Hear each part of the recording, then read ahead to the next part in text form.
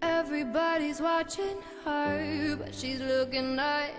Baby, this is what you came for. He's a remarkable horse. He's certainly an enigma, and he's back in form again. Look, his best form probably recently has been at Caulfield, and he's had runs at Moonee Valley, and I don't think he's ever won here, but he's run some very good races here. I think look, he runs to his best.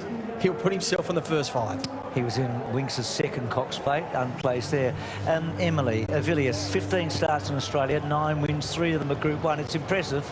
He is impressive, and if you're looking for a horse in the yard who catches your eye, it's always going to be him, because he's almost jet black in colour, and he's looking great today. He's got that form at the 2,400 metres as well, so if it's a really strongly run testing event, you know he's going to be coming strongly. So there is Avilius. There are 2 Klugers. There's the one we saw in Sydney in the autumn. He's a beauty. The one in Japan doesn't win very often. No, and it's actually been nearly 3.5 years since he's won. He's a great horse. He gave Winks a scare in the autumn in the Queen Elizabeth. Do you remember that, Bruce? I sure do. He's a good horse, but he just doesn't win very often. No, he doesn't. Harlem's another one. Look, he's 2 big wins in the Australian Cup, and they're terrific wins. I just feel this is a step up in the Australian Cup.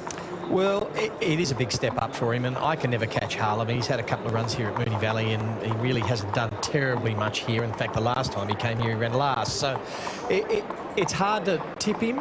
He's got the ability to put himself in a race like this, but I can't see it. Holmesman, Katie, 2 starts at Moonee Valley, 2nd in the Fian last year, wins the Fian this year.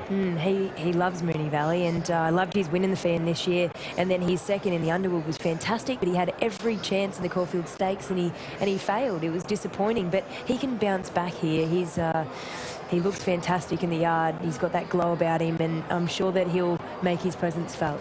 Well, Kingstream, we know Emily went through some really tough times. He recovered from the Cox Plate of last year, and just to have him back here is a miracle in a way, isn't it? It's just an incredible story, isn't it, Bruce? To have even come back and won a Group 1 is sensational. This horse, this time last year, was fighting for his life after the Cox Plate, and he's back here looking fantastic and having another chance. He's won that Group 1. He's done that already, so whatever he does today is really going to be a bonus for everybody. And Emily, for you, you've never had a husband ride in the Cox Plate before, have you? But you've got one today with Tiako Shark. He's just behind me here. I just said good luck, actually. The Tiako Shark looks great. I haven't seen this horse for 1 year. He raced in the Copeland's Mile, which is next week at the Riccarton Carnival, and he's really matured. He's filled out, and he was always the type of horse that was going to be able to do that. He's got such a big frame. He's quite an imposing type, and you can see that huge long stride with lots of leg under him. Obviously, my hopes are pinned on this one. No, good luck. It'll be a wonderful result. Dancetiria by Redoute's choice, by the way, but when he went over to France and stuff. But what do you reckon, Richard? He's got a great strike rate. He has. Well, since he's been gelded, he's been very, very strong. He's won 7 of his 12 starts. He's been running on big tracks in England, France and Germany. I think the Moonee Valley track with a crowded field is a test for him. And I think, although he's been winning on firm tracks in Europe, maybe this is a different sort of firm track. But look, if he puts his best foot forward, he was only a few lengths or 5 lengths away from Enable last time he met her. So he's a quality horse. Well, pre-race of all the stars, this is the one that's been shining the most. Lise Crusher. How does she look, Emily? She's the one we've all been looking forward to seeing, Bruce. She's not actually an overly sort of imposing or striking horse. She's got that dark brown coat, and she's just got a little bit of a personality about her, though. She's strutting around here like she owns the place. She's really comfortable. She's really relaxed. She's lightly framed, but she's nimble and very athletic. So from one very good mare to another, Magic Wand, but she's from a different part of the world, from Ireland. Yeah, that's right, Bruce. She's a top mare. She's well bred. She's by Galileo. I love what she's been doing over there. She ran a nice 2nd to Magical, which ties her in with the Enable form.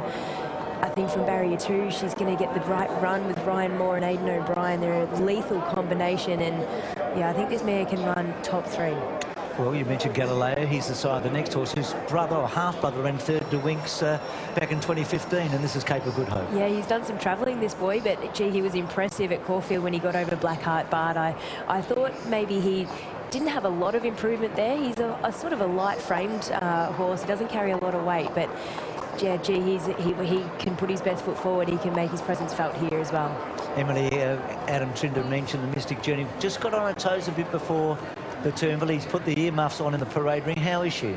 She's really bright. She's such a bonny little mare. She's just got sort of that alertness about her. She's focused, she's on toe, and she's ready here to do a job, that's for sure. She's really keen and sort of strong to get out there. She looks great though. She's only small, but her coat's fantastic, and she's really bright in the eye. She won on this day last year. She won the Classic like a classic horse, and she's gone from strength to strength. To another 4-year-old mare, Richard. There's some strong mares in the race, very elegant. She's a bit tricky. She is tricky. She's got some bad habits in races, and she really won't get away with those, using those here. So she's got to be better than she has been. Look, she's got an X factor about her. She's got a lot of ability. She can bring herself undone. She's drawn a great gate here, and she's got a good jockey on. There's something about her. She's trying to make that jump from 3 years to 4 years. It's a very big jump, but she's got X factor, which could just bring her into the race.